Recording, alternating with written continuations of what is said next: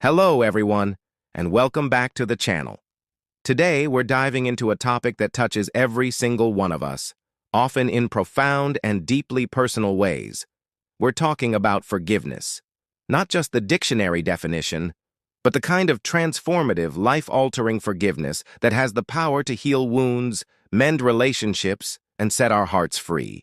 It's a journey, and sometimes it feels like climbing a mountain without a map.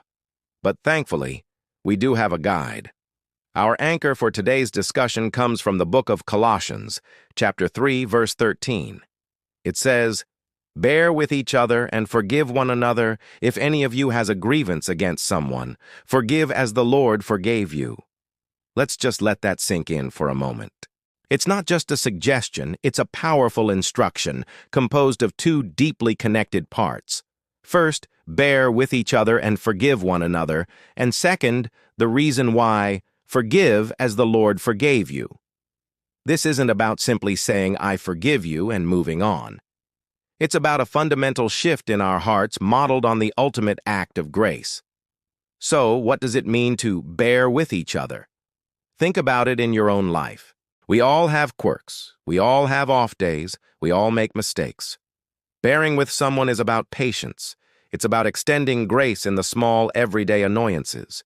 It's choosing not to get irritated when your spouse leaves the cap off the toothpaste again, or when a coworker misses a minor detail.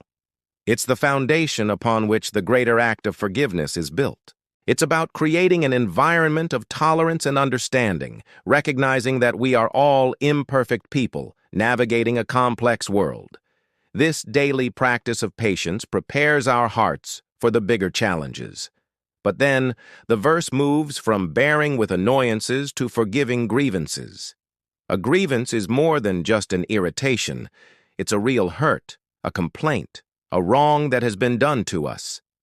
This is where the real work begins. When someone has truly wronged us, betrayed our trust, spoken words that cut deep, or acted in a way that caused us pain, the natural human response is often anger, resentment, and a desire for justice, or maybe even revenge. We hold on to that hurt like a shield, thinking it protects us, but in reality, we're building a prison around our own hearts. Holding a grudge is like drinking poison and expecting the other person to get sick. It drains our energy, darkens our outlook, and keeps us chained to a past moment of pain. The bitterness can seep into every area of our lives, affecting our other relationships, our joy, and our peace of mind. Forgiveness, on the other hand, is the act of handing over the keys to that prison. It's not about saying what happened was okay. It's not about condoning the wrong or pretending it didn't hurt. It's about making a conscious decision to release the debt you feel you are owed. It's a declaration that you will no longer allow that past event to control your present and your future. This is where the second part of the verse becomes so critical. Forgive as the Lord forgave you. This is the game changer. Our motivation and our ability to forgive others are rooted in the reality of how much we ourselves have been forgiven. Think about the immeasurable grace we have received. Our own mistakes, our own shortcomings, our own grievances against God, all wiped clean. When we truly grasp the depth of the forgiveness extended to us, it changes our perspective entirely. How can we, who have been forgiven an insurmountable debt, refuse to forgive the much smaller debts others owe us? This divine forgiveness serves as both our model and our power source. It's a model because it's unconditional. It's not based on whether the other person apologizes or deserves it. We are called to forgive because we have been forgiven. Period. It's a difficult standard, but it's the one we're called to.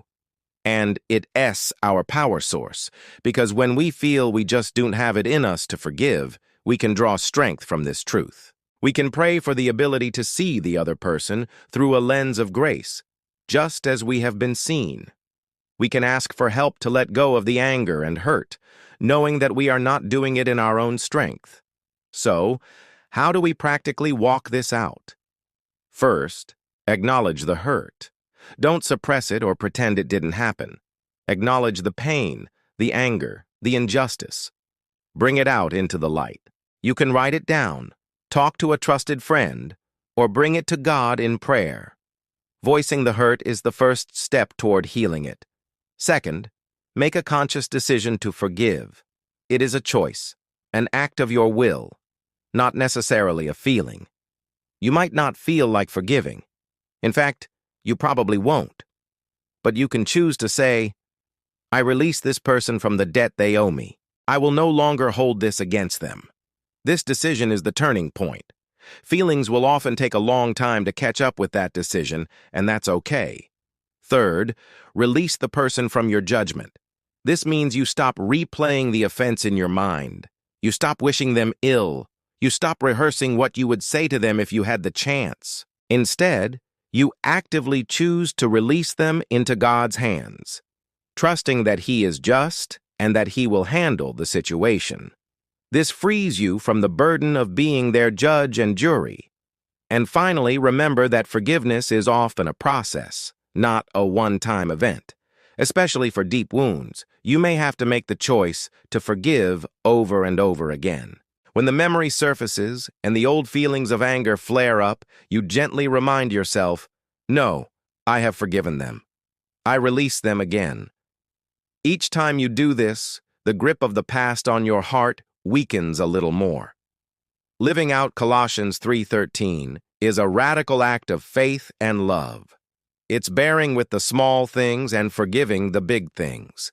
It's choosing freedom over bitterness, peace over turmoil, and grace over grievance. It is, without a doubt, one of the most challenging and most liberating commands in all of Scripture. It's a path to deeper relationships, a healthier soul, and a heart that truly reflects the incredible forgiveness we ourselves have received. It's a journey worth taking one step at a time. Thank you so much for spending this time with me today. If this message resonated with you, I'd be so grateful if you would like this video and subscribe to the channel for more content like this. And please share your thoughts in the comments below. What has your journey with forgiveness been like? Your story might be exactly what someone else needs to hear today.